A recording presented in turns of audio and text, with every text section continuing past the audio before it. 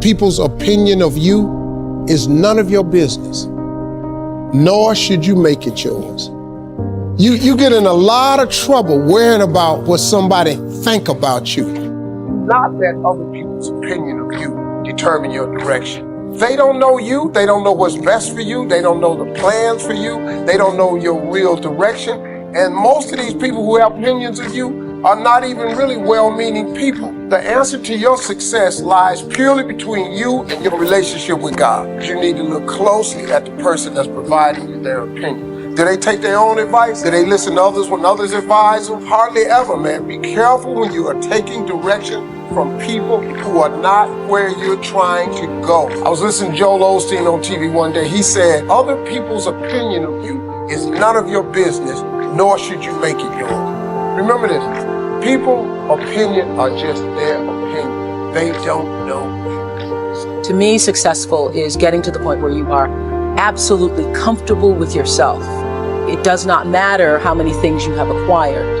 The ability to learn to say no and not to feel guilty about it, to me, is about the greatest success I have achieved. The fact that I have, in the public side, done whatever, it's all a part of a process for growing for me. But to me, to have the kind of internal strength and internal courage it takes to say, no, I will not let you treat me this way, is what success is all about. It's the same thing that prevents you from being abused as a child, that prevents you from being abused as an adult, that allows you to build success for yourself. I will not be treated this way. I demand only the best for myself. All the mistakes I've made in my life, I've made because I was trying to please them.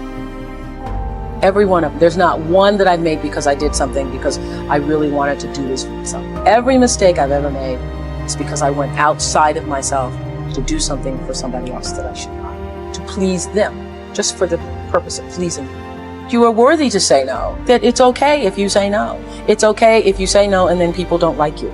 That's really okay. The important thing is how you feel about what you're doing, how you feel about yourself. It's a long struggle though.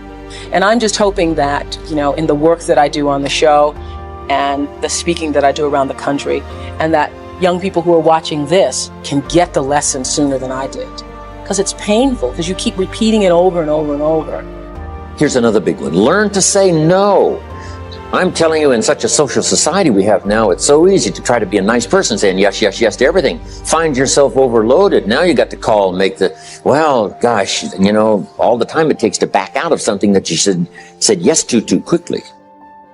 My friend Ron Reynolds says, don't let your mouth overload your back.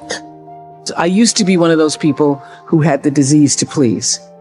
I said yes many times when I knew I should have been saying no, and then I would be mad at myself for saying yes.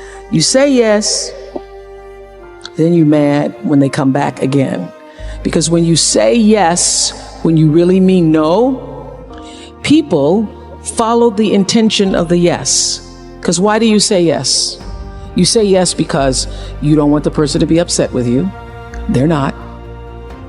You don't want the person to be angry. You want the person to think you're nice. They do. And that is why they keep coming back. Nothing is showing up in your life that you didn't order there. So what I learned is that the reason why people keep showing up is because my intention is to make them think that I'm such a nice person, that you can ask me for anything, you can get me to do anything, I'm going to say yes, I'm going to say yes. So many times you will have angst and worry about things, and you will put yourself in a state when the other person really isn't even thinking about you. A lot of women have a disease to please, and a lot of women, I think I was in my mid-40s before I started to figure this out. You want to be successful, you want to do well, but you're so, just what she was talking about, you're so worried about what other people are going to say about it. I was saying earlier, you're worried about people saying who she thinks she is. I don't want people to think that I think that I'm better than they are. I don't want people to think. How do you continue to move forward and live with the haters? I think that women are so loving and so nurturing and so giving, but here's a mistake that women and some men make as well.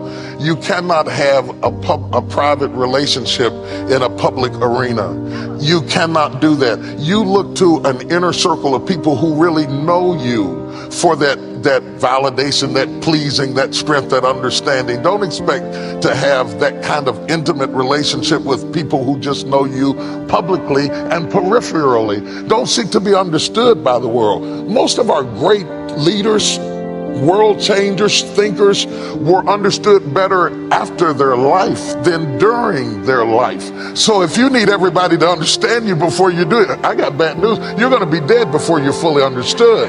You better go ahead. You better go ahead and live on purpose and understand it's like a woman who's pregnant and goes to the doctor and says, I want to have this baby, but I don't want my ankles to swell. I don't want this mask on my face, and I don't want to gain any weight. And he's going to tell her there's no way you can have the baby because this goes along with it.